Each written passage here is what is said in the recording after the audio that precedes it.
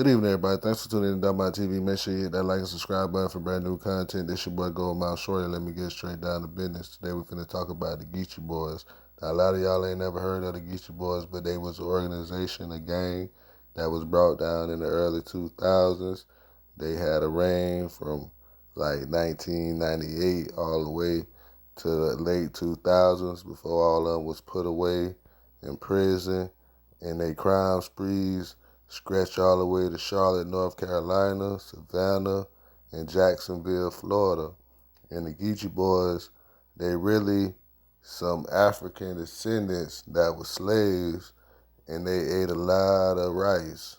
Like every meal, they eat a lot of rice. They a lot of country, funny accent talking people, but they really dangerous. You know what I mean? If you see some Geechees, you might hear them speaking, but you don't know what they saying for a little bit. You know what I mean? It's hard to catch on to how they talk, but they all in Charleston, South Carolina, and how they really got on so powerful because they used to go to Murder Beach, you know what I mean, on the black uh, bike week and stuff, and a lot of the players from Florida would bring up their donks and they would bring up their motorcycles, and these dudes used to bet. You know what I mean? The Charleston boys used to bet out there in Murder Beach on, racing cars and stuff out there in the traffic. And, they got to know some cool cat from Florida, which was really by the way of Miami. He had brought his donks up. And, he built a close relationship with the dude from Charleston and used to talk to him every year. And then one year, word got out that, it was getting hot in Florida.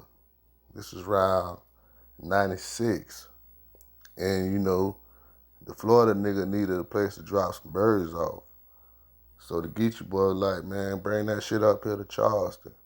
So the Florida nigga was like, fuck it, I'ma do it. And he brought his niggas up there.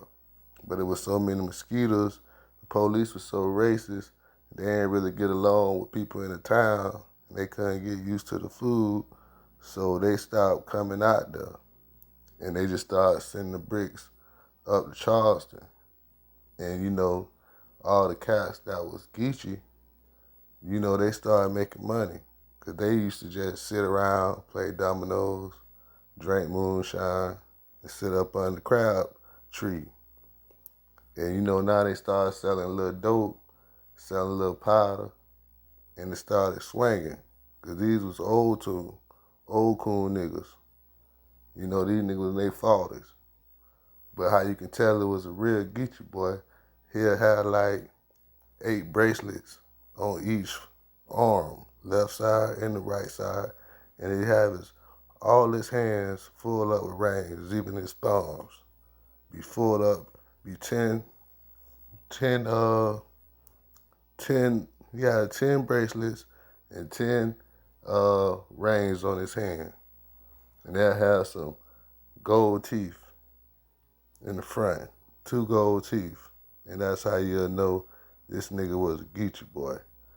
You know what I mean? Because they was country. And, they eat their food and sell that money, get dirt weed in, and they get trash bags full of weed. And they would sit there in the dope hole under the crab tree and just sell it. And then, cats from Savannah started coming in and they started selling dope to them. And niggas from South Carolina started copping from the Savannah niggas. And then before you know it, Augusta niggas started coming. And it just got popular. And, a lot of them niggas started, having turf wars and spreading out their operations. So they was going to Florence, Raleigh, North Carolina. They just started spreading out. And all the gang violence started trickling down because all these Geechee boys was making all this money and they had to start shooting niggas and stabbing niggas and cutting niggas up with machetes and putting roots on niggas and feeding niggas to the hogs. So the feds came in was like, man, we got to put an end to this shit, man. You know what I mean? It's too much rituals, too much old slavery spirits going on around here. We're going to lock everybody up. So they went door to door, went in trailers. They started busting everybody, putting indictments on people, making people flip. People from Virginia came down here, bought a lot of work, like 50 keys, and the Geechee boys sold it to them, got set up, and they got put away.